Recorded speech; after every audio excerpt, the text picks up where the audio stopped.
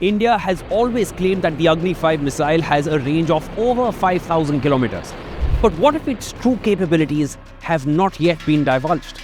Because over the past few years, two important things have happened to the Agni-V. It has become lighter and it has become capable of carrying multiple warheads. What if India's deadliest nuclear missile can hit targets considerably farther, potentially putting a much larger part of the globe inside its strategic envelope? Welcome to Game Plan. I'm Shivan Janna. Let's talk about the Agni-V and why India remains silent about its true capabilities.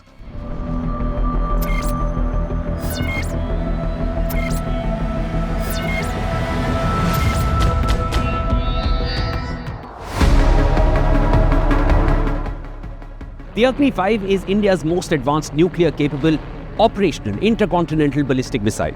The missile represents the core of India's land-based nuclear deterrence and is operated by the Tri-Services Strategic Forces Command. It serves as the cornerstone of India's strategic nuclear deterrence. When the Agni-V was tested for the first time back in 2012, the Indian government described it very carefully as a missile with a range of more than 5,000 kilometers. Now that distinction matters.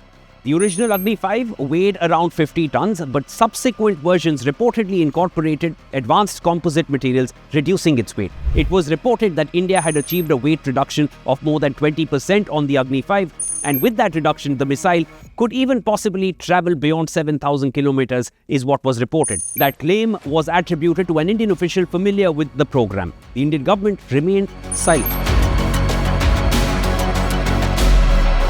China and other global powers have always had a keen eye on India's strategic reach. As far back as 2012, Chinese defense commentators questioned whether India's stated Agni-V range understated its actual capability. An Institute of Chinese Studies assessment recorded Chinese commentary claiming India could be deliberately conservative about publicly advertising its maximum reach. Ballistic missiles live by one brutal equation. Every kilogram saved in the missile structure can potentially be traded for something else. And that's more payload, more penetration aids, or, depending on configuration, more range. Replace heavier metallic structures with lighter composites while retaining sufficient propulsion, and the missile has less dead weight to accelerate. Now, that doesn't magically lead to more missile range, but it changes the payload versus range equation dramatically.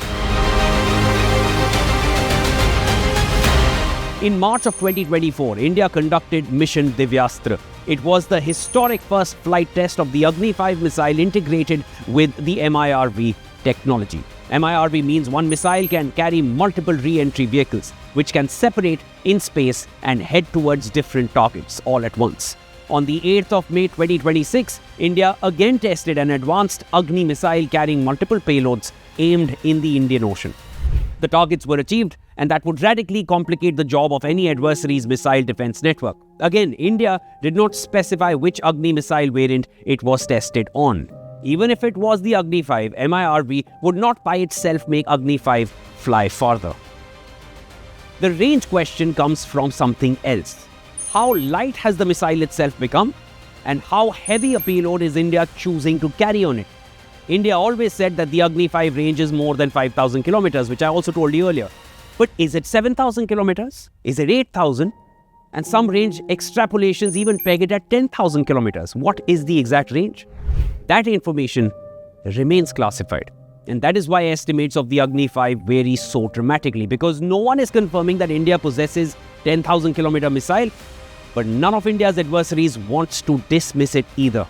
And perhaps that ambiguity is deliberate, because India has always used silence as a strategic move. And with strategic weapons, sometimes the most powerful capability isn't telling the adversary how far you can hit. It is in making sure that they can never be certain. This is Game Plan.